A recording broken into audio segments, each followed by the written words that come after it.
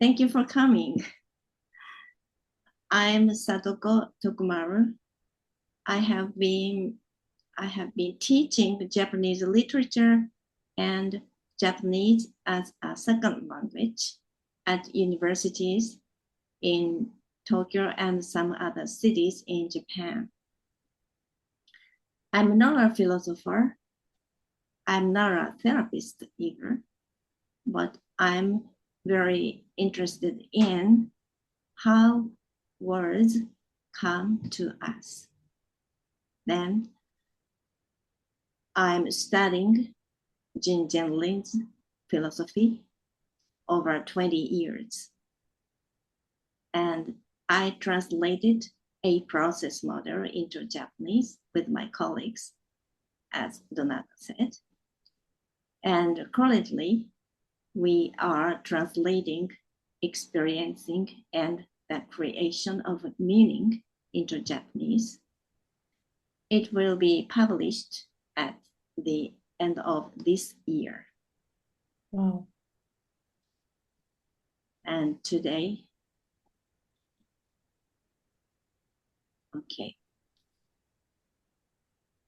Today I would like to discuss about TAE and qualitative research. Why and how we can use TAE to qualitative research. Okay, make it slideshow. Okay. When I wrote my doctoral thesis over 20 years ago, I wanted to analyze the students' free writing, but I couldn't find an appropriate way to do so. In 2004, while practicing focusing, I learned about TAE. I intuitively realized that TAE could be applied to qualitative research, particularly for linguistic data analysis. Since then, I have been applying TAE to qualitative research. Today's presentation will be into two parts, theoretical part and practical part. Let's begin.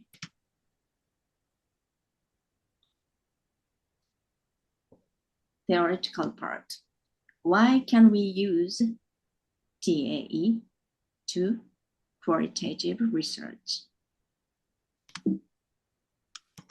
Oh, sorry, it doesn't work. Why not? Okay.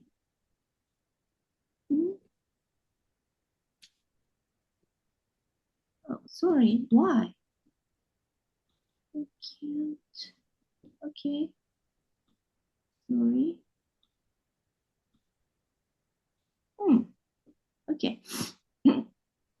When we say TAE, we usually refer to two articles. Introduction of TAE, written by Eugene Genlin, and TAE Steps, created by Genlin and Mary Hendricks.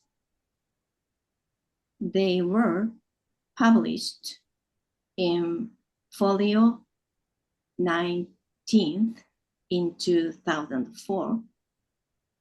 And now we can see these articles on website of TIFI, the Focusing Institute. TAE Steps has 14 steps, and each step has main instructions and helpful detail.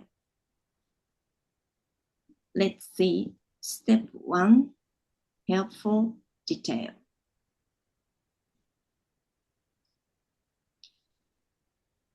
This passage says about that topic to which we can apply TAE. It says, what you choose to work on needs to be in a field in which you are knowledgeable and experienced. Do not work on a question, but on something that you know. There's something that you know very thickly from years of experience, but which is difficult to talk about. From this passage, it appears that TAE is a kind of self-analysis method. Self-analysis method. But when we see main instructions in step 1, it says, choose something you know and cannot yet say. That wants to be said. Have this knowing as a felt sense, a distinct bodily felt and clear edge to which you can always return. And in introduction of TAE, Gendlin says, thinking at the edge, in German, wo noch Worte fehlen, is a systematic way to articulate in new terms something which needs to be said, but is at first only an inchoate bodily sense. From these passages, we understand that TAE can be applied to something that makes a felt sense, a felt meaning in us. I think felt sense and felt meaning are the same thing in this presentation. I use like this. Then the question arises, what makes a felt sense, a felt meaning in us? What makes a felt sense, a felt meaning in us?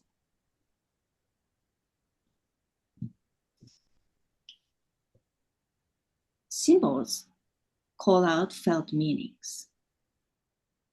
In Experiencing and the Creation of Meaning, written by Gendlin in 1962. In short, ECM, Gendlin says, symbols, when presented to us, call out felt meaning in us. It's very important, I think. And of course, someone's speech creates as a felt meaning. If someone tells a story, describes an experience, or continues for any length of time on one discourse or one context, all his meanings create in us a felt meaning. From this passage, we can understand that we can use TAE to interview data. Actually, we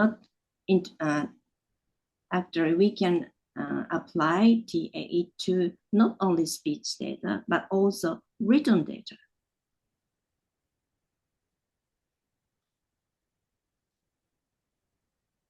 And this is a very important point, I think. Felt meaning can be referred to directly. Direct reference is important because felt meaning can be referred to directly. It can be a starting point. We may inquire into the relationships between the formal and the felt aspects of cognition without forcing the presuppositions of either on the other. Without presuppositions. It's very important. Gentling says, a felt meaning is always partly unsymbolized. It can select more symbols and more aspects of it can be symbolized. This given felt meaning acts as arbiter of the symbols we use. We listen to them and then feel either that we did or that we did not say what we meant.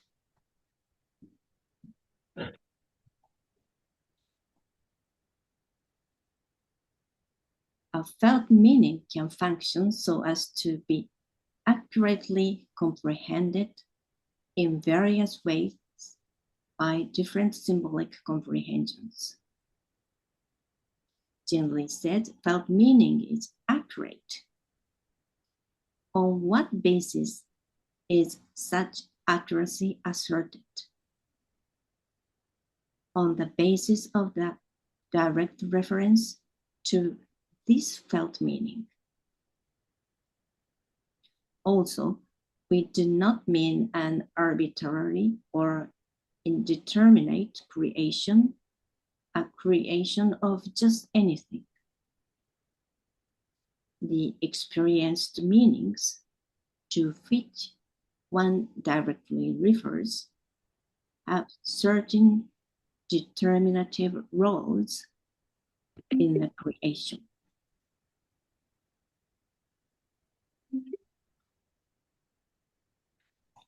The question arises, why and how is a felt sense accurate?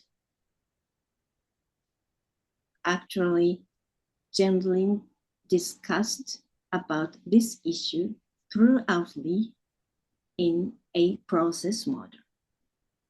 But I don't have enough time to discuss about that. Then I picked up one passage from Thinking Beyond the Patterns.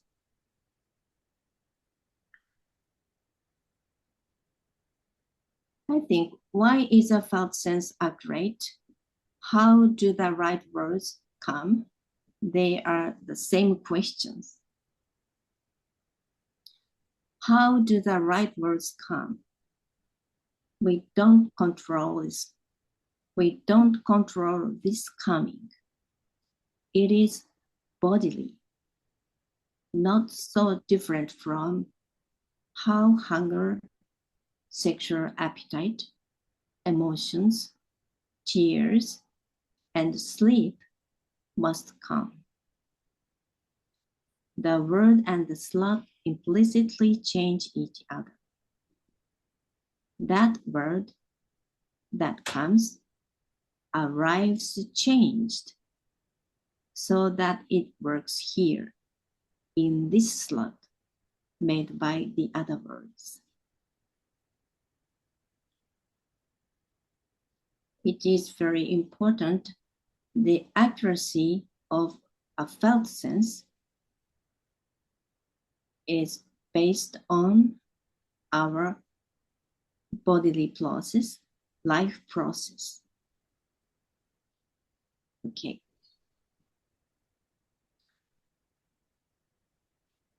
I discussed about the felt sense, felt meaning so far. I'm going to discuss about concepts now. Concepts. Logically specified, symbolized, unique concepts are not felt meaning and do not have the creative characteristics of felt meaning. Our of concepts involves felt meaning, which can be directly referred to. They make their creative functioning available to concepts without destroying the logical relationships of concepts as uniquely specified products. Our experienced having of concepts involves functions of felt meaning. Behind the logically specified concept, therefore, lie the immense creative possibilities of felt sense.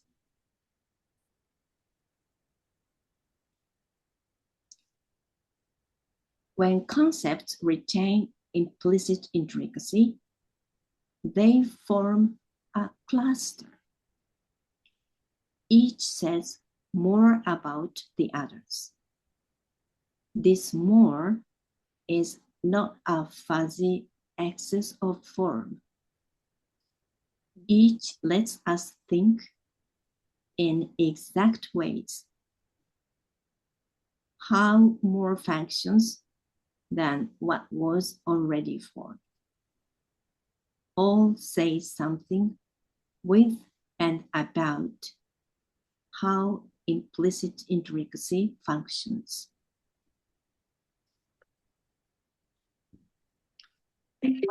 What is a cluster?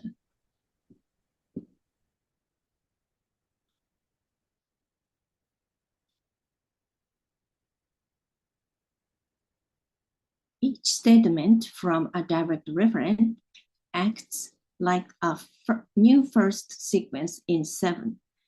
This 7 is a term, a kind of a term in a process model.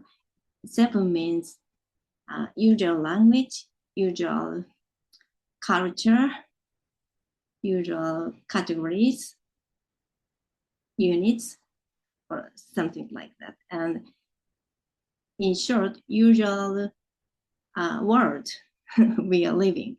He calls it 7. A 7 chapter in a process model.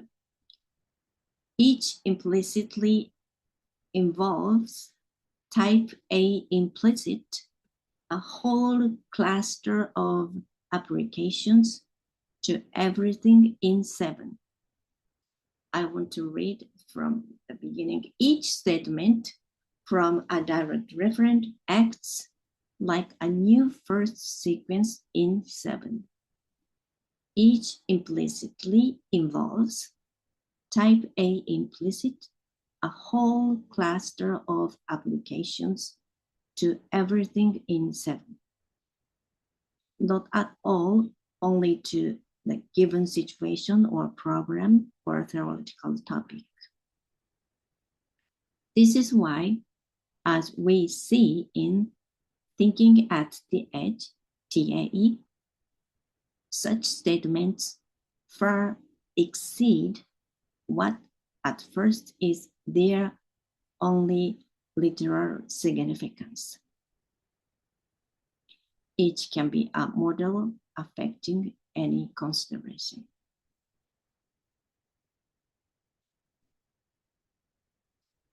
For this reason, a direct referent can be the source of countless new 7 universals, not only changed extant ones. This derives the I of I principle. Put mildly, the given statement, rather our having of it, that is, that direct referent, can be an illustration or example of countless generalities, new categories. Direct referent formation, by carrying forward the whole complexity, not just 7/3, has made a type A implicit universal of every facet of that complexity.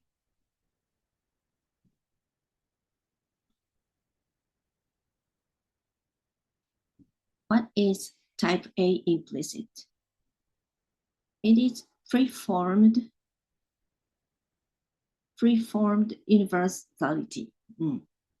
Okay. There is not yet a way of sequencing likeness as such, but these likenesses are already formed, only not as such. Many more will form too, of course. They are implicit. Something can be implicit in two ways. Implicit type A will refer to what is already formed, but never as yet sequenced. I call it preformed or type A implicit. Type B will mean already sequenced. A type A implicit sequence functions implicitly in certain ways, even though as yet it has never formed.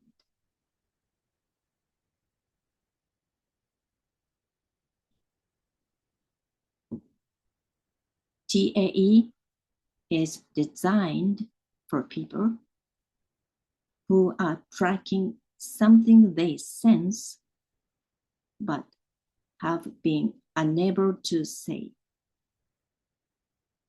This is usually because what they sense involves a new kind of conceptual pattern, a kind that cannot be subdivided into self-identical units like the usual concepts. This passage is from Jenlin's article written in 2009. Again, remember TA step 1, main instructions.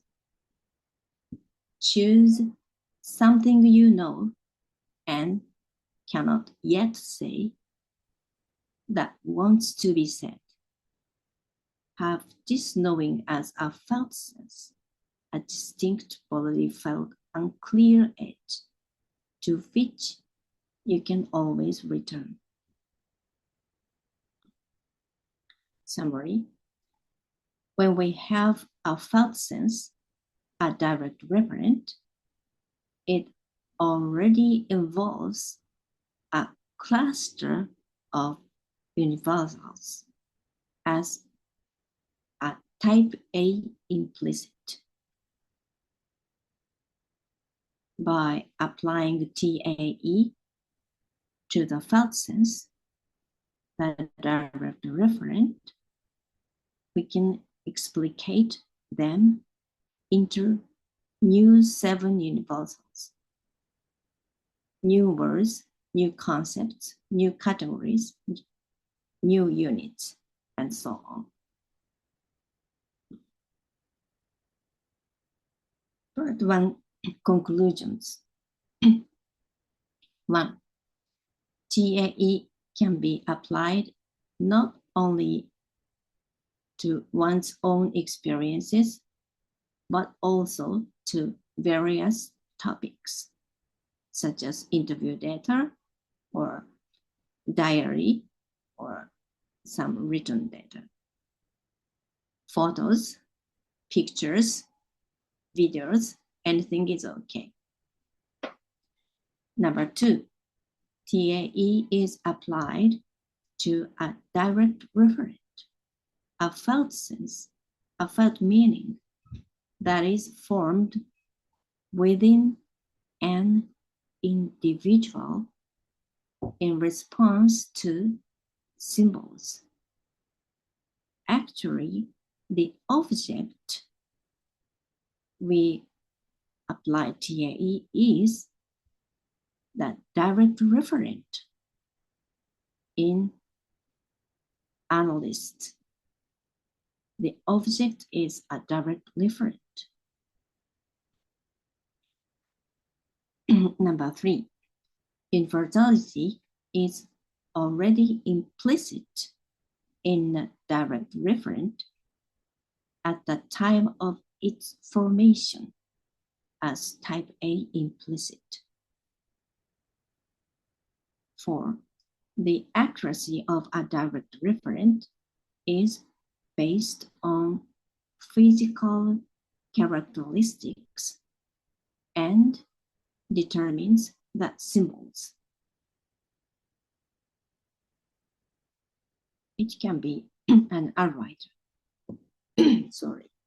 And 5, the universality implicit in the direct referent as type A implicit can be explicated through TAE process. Then we can say TAE can be applied to qualitative research. Okay. Let's move on to practical part. How can we use TAE to qualitative research?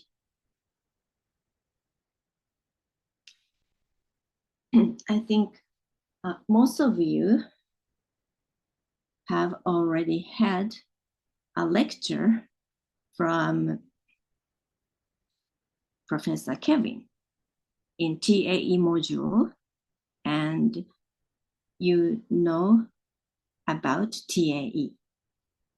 Today, I don't have enough time to introduce whole TAE procedure.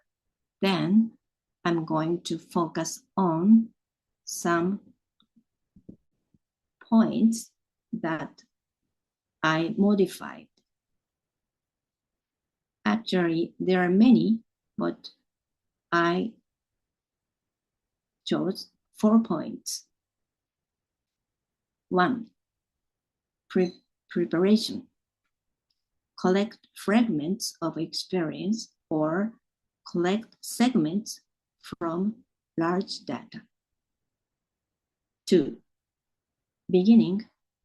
Guide the analyst to have a felt sense of the data.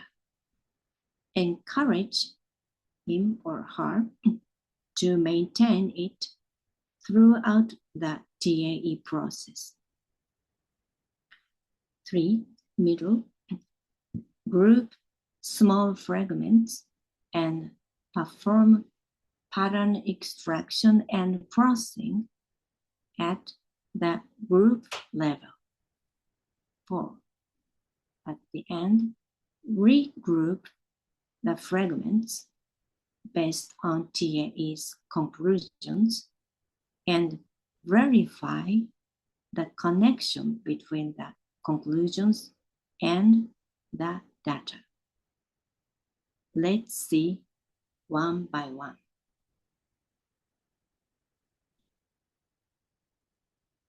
Preparation, correct fragments. Okay, sorry. Okay. Gendlin says in ECM, experience is inherently uncountable. I agree with him, but practically it must be segmented for handling, just for handling. Gendlin's original steps utilize only 4 experiences. At the end of step 1, 1 experience is needed. And at the beginning of part 2, step 6, 3 more experiences are required. Then 4 experiences. I think for the research, 4 experiences are not enough. In my application, I modified the procedure to handle numerous experiences. For self-analysis, recall experiences and write them down as fragments. In my experience, this often results in 20 to 50 fragments of one's own experiences. For interview data, after transcribing audio recordings, extract fragments of what feels important. In my experience, for a 2-hour interview, this often results in 100 to 200 fragments of others' experiences. We can use this strategy to deal with diary or some kind of written data. This is an image I did. I made these small cards. There are my experiences, fragments of my experience. Okay, let's go to number 2. Beginning. Guide the analysts to have a felt sense of that data. Encourage him or her to maintain it throughout the TAE process.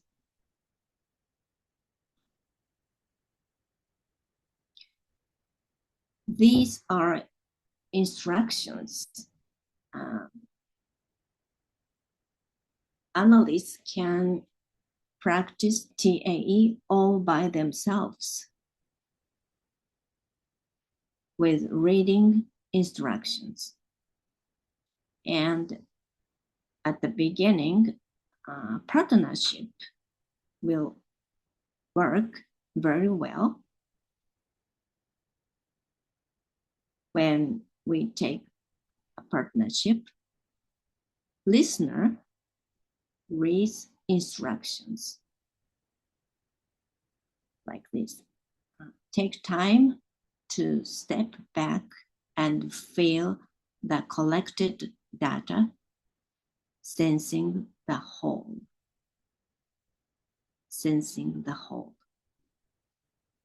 We'll take time here, and only after you can sense the whole as this feeling should you proceed. Next, while sensing this feeling, write down one word that arises, separate it with a comma, and return to this feeling. You repeat this several times. Finally, write ...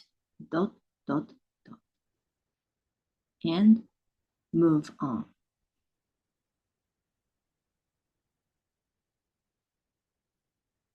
Enclose this feeling with words. Do not write sentences. Here, this feeling means a felt sense, felt meaning, a direct referent.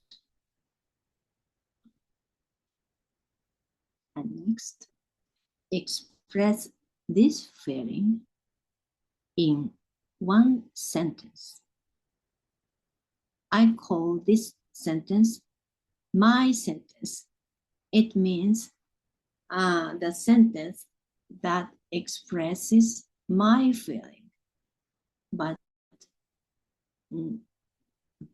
others cannot understand. It sounds strange, but I understand when I read that sentence. This is because I call it my sentence. This part corresponds with gentling step 5, but not exactly the same. I modified. And next, when necessary, such as when you pause and resume your analysis, check your my sentence to recall this feeling, to stay focused on it, not to stray from it.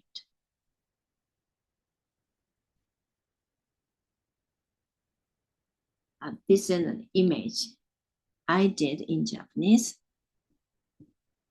Word.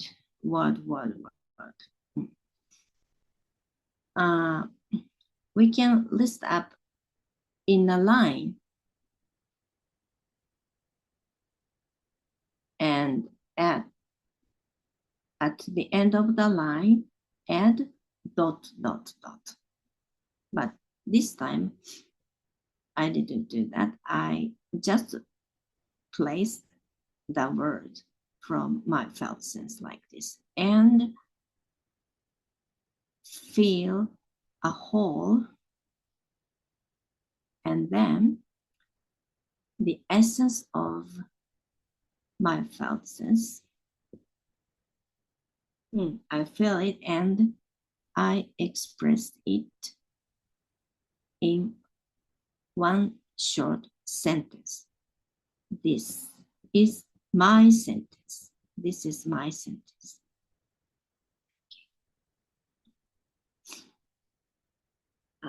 In ECM, gently says, the term comprehension then reminds us that in order to understand, comprehend, we must encompass, comprehend the original felt meaning by means of many more meanings.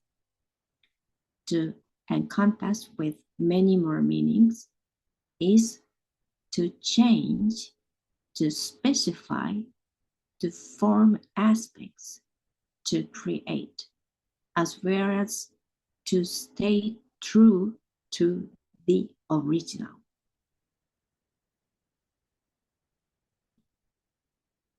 Okay, number 3 modification. Middle part. Group small fragments and perform pattern extraction at the group level.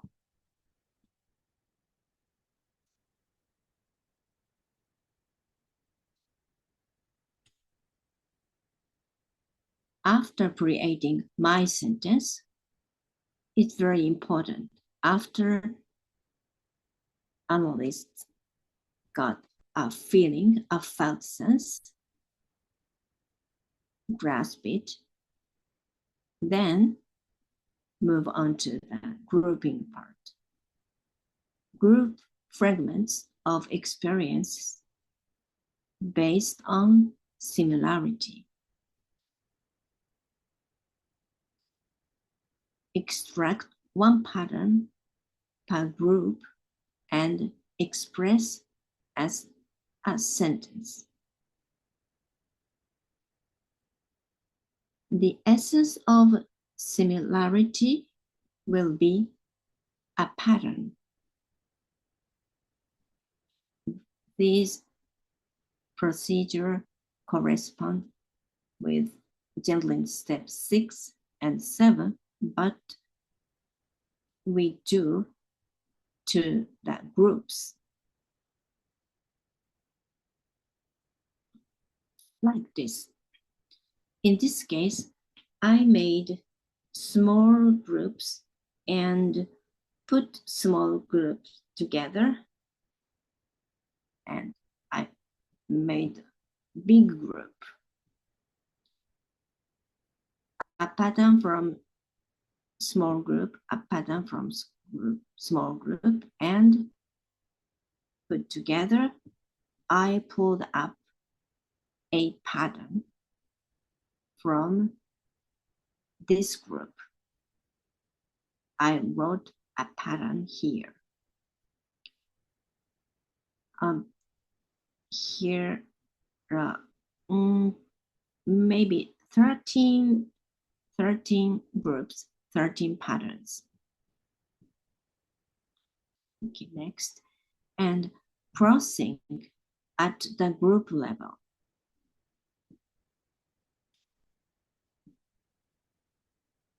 When crossing, cross patterns with patterns. Systematically explore all combinations. Cross patterns with patterns. In gentling the steps, cross patterns with experiences. There are only 4 experiences, only 4 patterns, then it can be done. Cross pattern 2 with experience. But in my application, modification, many fragments of experiences, then we cannot follow this procedure that gentling created. Then we do cross patterns with patterns. There will be many ways. This is my instance. I pick up one phrase from pattern 1, one phrase from pattern 2, and combine 2 phrases. It results in an odd sentence, strange sentence. But when I feel that strange sentence with my felt sense, something in me starts to move. And while I'm feeling that, new pattern will arise. This is my instance to cross pattern with pattern.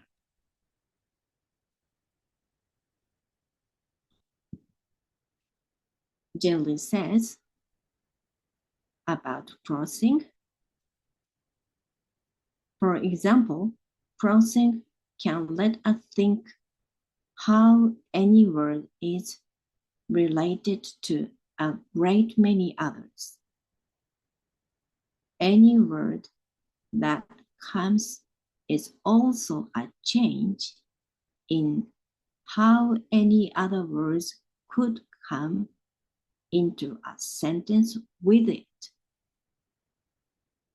How words can come is a crossing in which each is a change in how the others can come. In a cluster of concepts, each crosses with the others. Implicitly, each carries the others forward. Generally used a term cluster here. Okay, that last point. At the end, regroup the fragments based on TAE's conclusions and verify the connection between the conclusions and the data.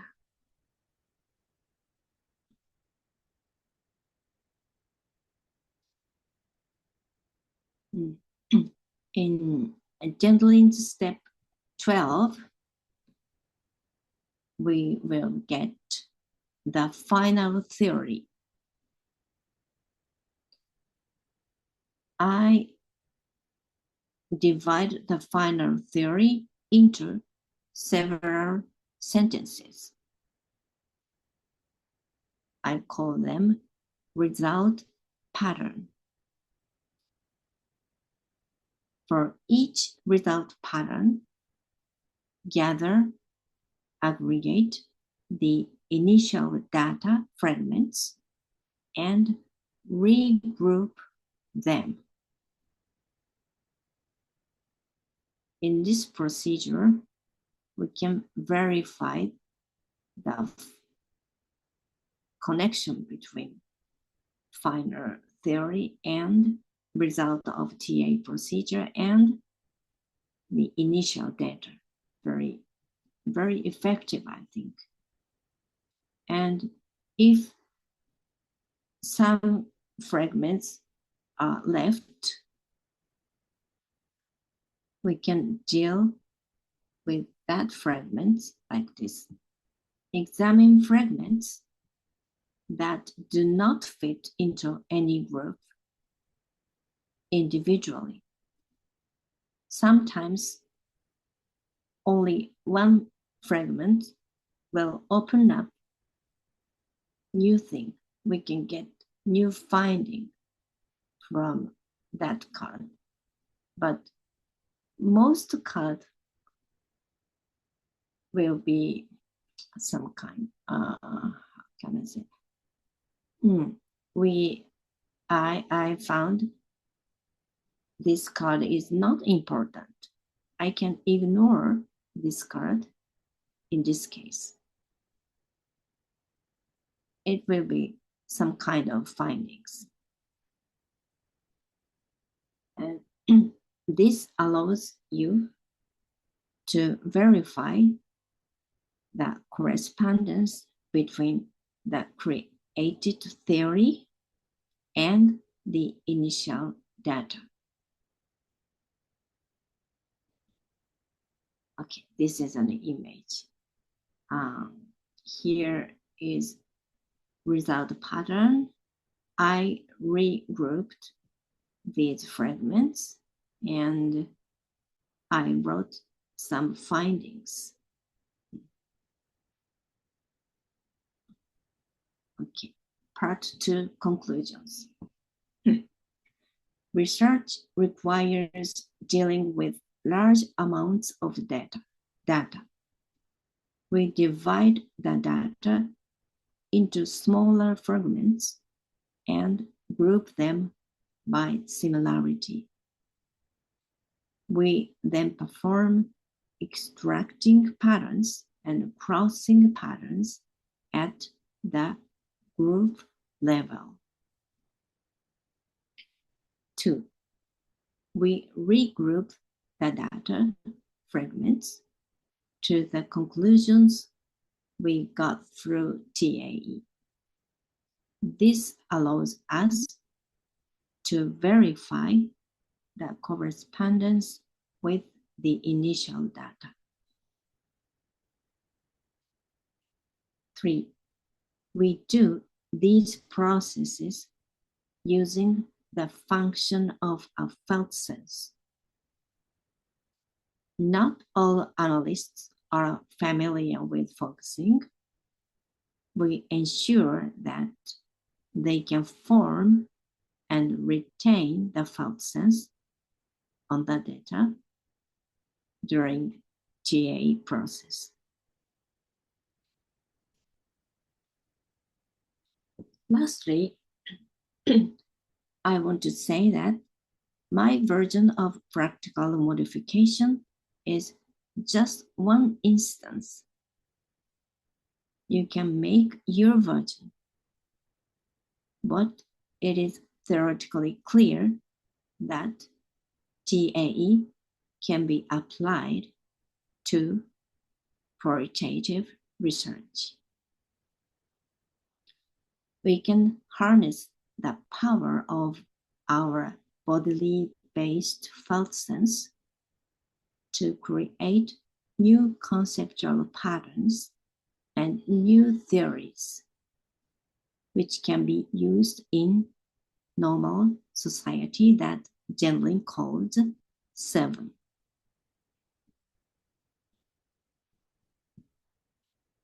TAE has a social purpose, Gentling says. We build our interhuman world further. It is not true that merely developing as individuals will somehow change the pattern in which we must live. We need to build new social patterns and new patterns of thought and science. This is a passage from Introduction of TAE by Jin Gentling. Conclusion of today's presentation. TAE's social purpose meets the goals of academic research, including qualitative research. By studying and practicing Gentling's philosophy, TAE, we can work towards a better world. TAE can be applied to qualitative research. Thank you for listening. Thank you so much.